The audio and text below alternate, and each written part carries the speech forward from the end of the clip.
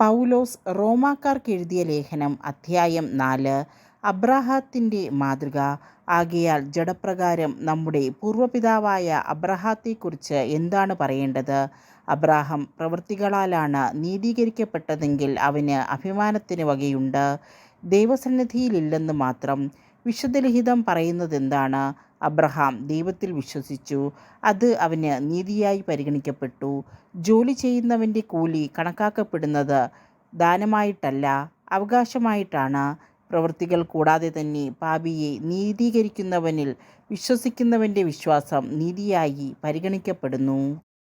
പ്രവൃത്തികൾ നോക്കാതെ തന്നെ നീതിമാനെന്ന് ദൈവം പരിഗണിക്കുന്നവൻ്റെ ഭാഗ്യം ദാവീദ് വർണ്ണിക്കുന്നു. അതിക്രമങ്ങൾക്ക് മാപ്പും പാപങ്ങൾക്ക് മോചനവും ലഭിച്ചവൻ ഭാഗ്യവാൻ. കർത്താവ് കുറ്റം ചുമത്താത്തവൻ ഭാഗ്യവാൻ. പരിച്ഛേദിതർക്ക് മാത്രമുള്ളതാണോ ഈ ഭാഗ്യം, അതോ അപരിച്ഛേദിതർക്കുമുള്ളതാണോ? അബ്രാഹത്തിന് വിശ്വാസം നീതിയായി പരിഗണിക്കപ്പെട്ടു എന്നാണല്ലോ നാം പറയുന്നത്. എങ്ങനെയാണത് പരിഗണിക്കപ്പെട്ടത്? അവൻ പരിച്ഛേദിതനായിരുന്നപ്പോഴോ അപരിച്ഛേദിതനായിരുന്നപ്പോഴോ? പരിച്ഛേദിതനായിരുന്നപ്പോഴല്ല, അപരിച്ഛേദിതനായിരുന്നപ്പോൾ. അപരിച്ഛേദിതനായിരുന്നപ്പോൾ വിശ്വാസം വഴി ലഭിച്ച നീതിയുടെ മുദ്രയായി പരിച്ഛേദനം എന്ന അടയാളം അവൻ സ്വീകരിച്ചു. ഇത് പരിച്ഛേദനം കൂടാതെ വിശ്വാസികളായിത്തീർന്ന എല്ലാവർക്കും അവൻ പിതാവാകേണ്ടതിനും അങ്ങനെ അത് അവർക്ക് നീതിയായി പരിഗണിക്കപ്പെടേണ്ടതിനും ആയിരുന്നു. മാത്രമല്ല, അതുവഴി അവൻ പരിച്ഛേദിതരുടെ പരിച്ഛേദനം ഏൽക്കുക മാത്രമല്ല, നമ്മുടെ പിതാവായ അബ്രാഹത്തിന് പരിച്ഛേദനത്തിന് മുമ്പുണ്ടായിരുന്ന വിശ്വാസത്തെ അനുഗമിക്കുക കൂടി ചെയ്തവരുടെ പിതാവായി. വാഗ്ദാനവും വിശ്വാസവും. ലോകത്തിൻ്റെ അവകാശിയാകും എന്ന വാഗ്ദാനം അബ്രാഹത്തിനോ അവൻ്റെ സന്തതിക്കോ ലഭിച്ചത് നിയമത്തിലൂടെയല്ല, വിശ്വാസത്തിൻ്റെ നീതിയിലൂടെയാണ്. നിയമത്തെ ആശ്രയിക്കുന്നവർക്കാണ് അവകാശമെങ്കിൽ വിശ്വാസം നിരർത്ഥകവും വാഗ്ദാനം നിഷ്ഫലവുമായിത്തീരും. എന്തെന്നാൽ നിയമം ക്രോധത്തിന് ഹേതുവാണ്. നിയമമില്ലാത്തിടത്ത് ലംഘനമില്ല. അതിനാൽ വാഗ്ദാനം നൽകപ്പെട്ടത് വിശ്വാസത്തിൻ്റെ അടിസ്ഥാനത്തിലാണ്, അത് ഒരു ദാനമായിരിക്കുന്നതിനും.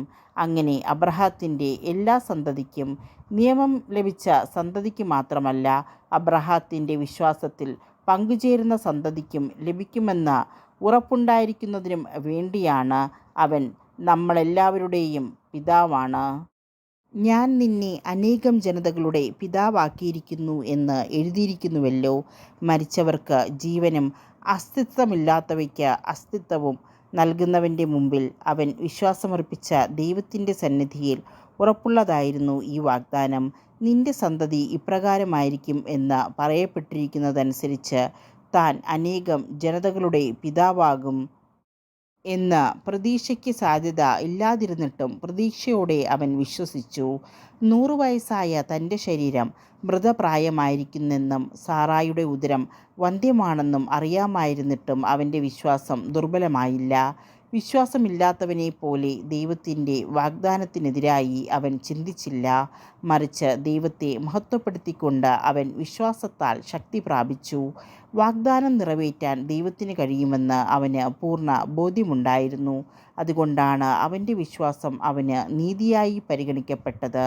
അവന് അത് നീതിയായി പരിഗണിക്കപ്പെട്ടു എന്നെഴുതിയിരിക്കുന്നത് അവനെ സംബന്ധിച്ചു മാത്രമല്ല, നമ്മെ സംബന്ധിച്ചു കൂടിയാണ്.